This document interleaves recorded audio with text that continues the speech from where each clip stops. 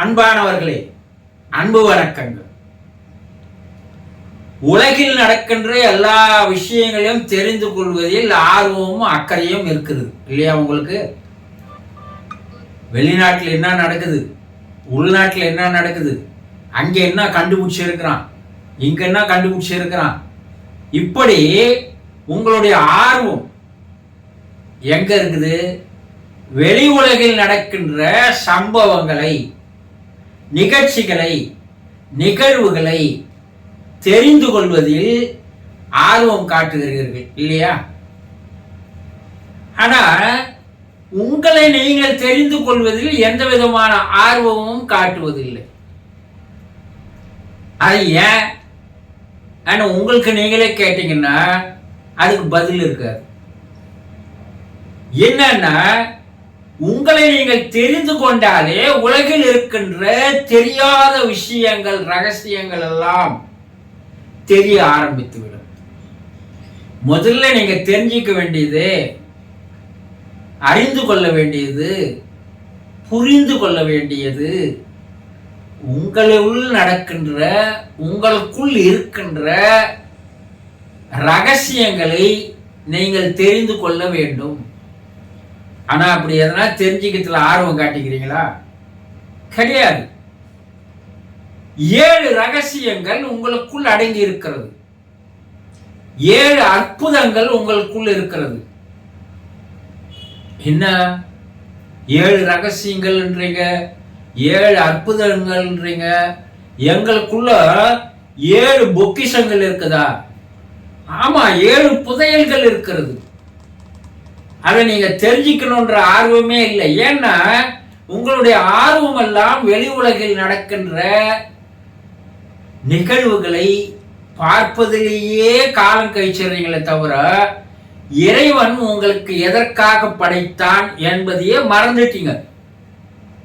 எப்போ இந்த பூமிக்கு வந்தீங்களோ, எப்போ உங்களுடைய மனம் வேலை செய்ய ஆரம்பிச்சதோ, இந்த மனம் என்ன பண்ணுது, உங்களை உள்ள போக விடாத வெளி உலகத்தின் மேலேயே ஒரு போதையை உண்டாக்கி அதிலேயே ஓடிக்கொண்டிருப்பதையே தான் அது செயலாக உங்களை அடிமைப்படுத்தி செயல்படுத்தி வருகிறது.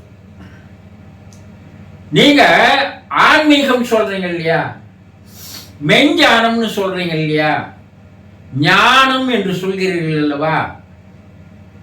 இது எல்லாம் உங்களுக்குள்ளதான் இருக்குது, வெளியே கிடையாது.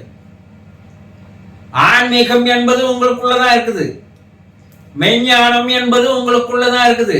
நீங்கள் ஒரு ஞானி.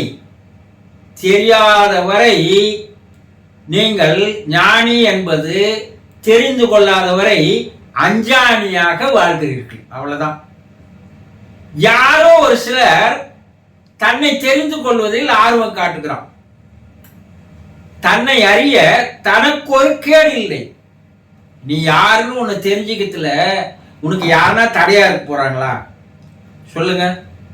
உங்க மனைவி, உங்க பிள்ளைங்க, உங்க தாய் தகப்பன், யாராவது உங்களுடைய குடும்ப உறுப்பினர்களோ, நண்பர்களோ, உறவினர்களோ நீ யாருன்னு தெரிஞ்சுக்கிறதுல நீ வேணாப்பா, நீ உன்னை பத்தி தெரிஞ்சிக்காத சொல்றாங்களா?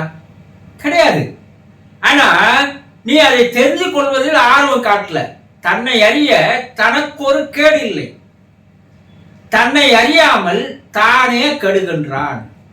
உங்களை நீங்க தெரிஞ்சுக்கணும்னு ஆசை உங்ககிட்ட இல்லாதனால நீங்க என்ன ஆவறீங்கன்னா, நீங்கள் கெட்டு போகிறீர்கள் என்று சித்தர்கள் கூறுகிறார்கள். தன்னை அறிய தனக்கு ஒரு கேடு இல்லை. தன்னை அறியாமல் தானே கெடுகின்றான்.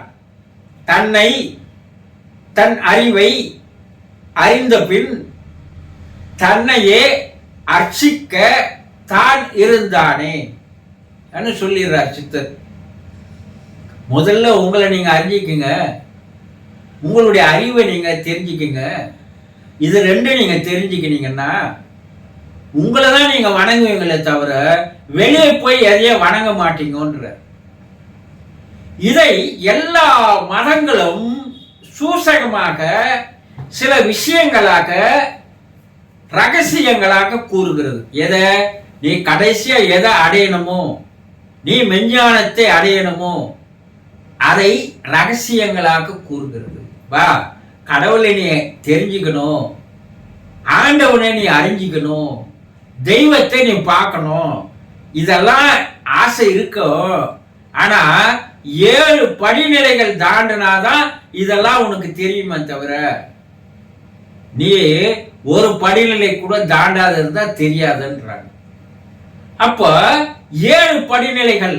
புத்தர் என்ன சொல்றாரு? இத கடைசியா மனிதன் 7 கோவில்களை தாண்டி போக வேண்டும் என்று சொல்றார். 7 கோயில்கள். அது சூசகமா ரகசியமா சொல்றார். கோயிலா? எந்த கோயில் 7 கோயில் தாண்டி போறது? வெளியே உலகில் இருக்கின்ற கோயில்கள் இல்லை, உனக்குள்ளேயே 7 கோயில்கள் இருக்கிறது. அந்த 7 கோயில்களை நீ தாண்டி 7வது கோயிலுக்கு, பெருங்கோயிலுக்கு நீ வரணும்ன்றார் சூசகமா. யாரு? புத்தர் தன் அனுபவத்தை வைத்து பேசுகிறார். சரி, சூபி மதம் என்ன சொல்லுதுன்னா 7 பள்ளத்தாக்குகளை தாண்டி தான் நீ வரணும், இதுதான் உன் வாழ்க்கை, அதுக்கு தான் நீ வந்திருக்கிற. ஆனா நீ வேற ஒரு பள்ளத்துல வீழ்ந்து கிடக்குற, இந்த பள்ளங்களை நீ தாண்ட வரமாட்டேன்றன்னு சூபி மதம் சொல்லுது. சரி, இந்து மதம் என்ன சொல்லுதுன்னா 7 ஆதாரங்களை தாண்டி நீ வந்தால்தான் உன்னால் ஆண்டவனை அறிந்து கொள்ள முடியும், ஆண்டவனோடு 2 கலந்து பேச முடியும் என்று சொல்கிறது இந்து மதம். 7 ஆதாரங்களை தாண்டி வரணும். இதையெல்லாம் சூசகமாக நடைமுறையில காட்டினார். யாருன்னா வள்ளல் பெருமான். என்ன காட்டினாரு? 7 திரைகளை அகற்றினால்தான் நீ அருட்பெரும் ஜோதியை பார்க்க முடியும். இப்படி 7 என்று எல்லாம் சொல்கிறார்கள். 7 கடல் தாண்டி போகணும், 7 மலை தாண்டி போகணும். முன்ன கதைகள்ல சொல்லுவாங்க இல்லையா? இது கதையல்ல, உண்மைகள். அப்போ நமக்குள்ள இருக்கின்ற, உங்களுக்குள்ள இருக்கின்ற அந்த 7 ஆதாரங்கள் என்ன, 7 ஆலயங்கள் என்ன, 7 பள்ளத்தாக்குகள் என்ன, 7 திரைகள் என்ன தெரிஞ்சுக்கணும் இல்லையா? இதை யார் தெரிந்து கொள்கிறானோ அவன் ஆன்மீகத்தில் படியெடுத்து வைத்து மேலே செல்ல ஆரம்பிக்கிறான். இப்ப நாங்க ஆன்மீகவாதி தானே? கிடையவே கிடையாது.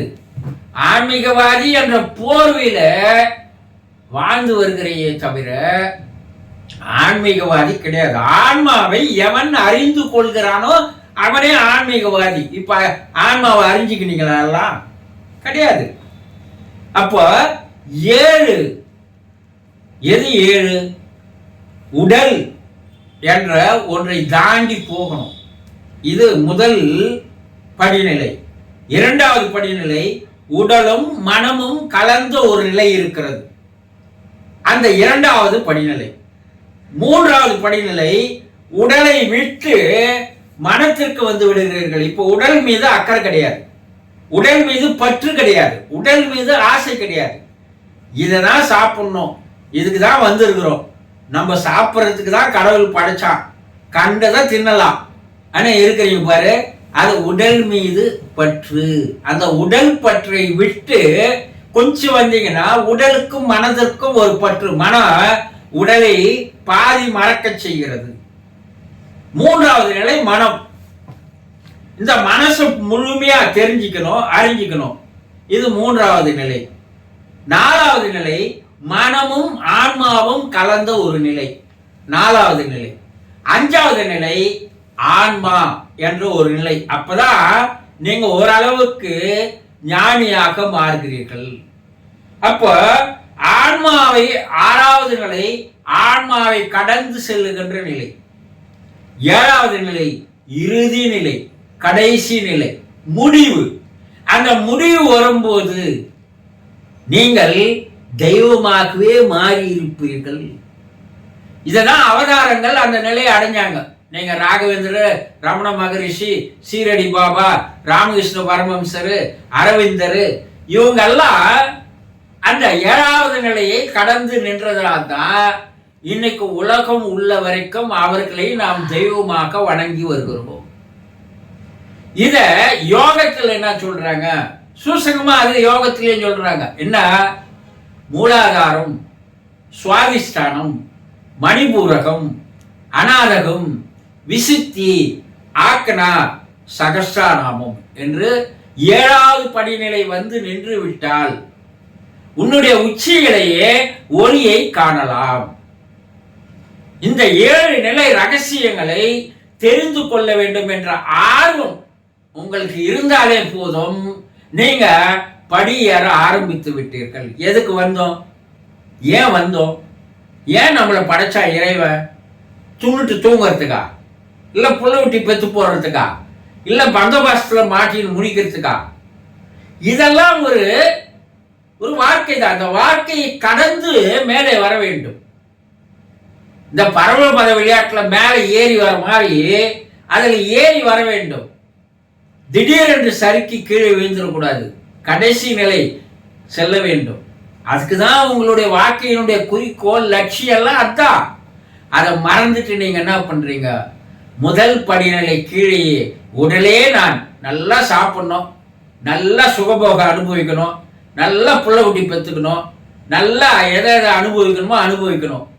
இந்த நிலையில் நீங்கள் வாழ்ந்து வருவதால் உங்களால் உங்களுக்குள்ளே இருக்கின்ற இறைவனை, தெய்வத்தை, ஆண்டவனை, கடவுளை, பரம்பொருளை, பரமபிதாவை தெரிந்து கொள்ளவே முடியாது என்பதை தெளிவாக தெரிந்து கொள்ளுங்கள். சந்தோஷம்.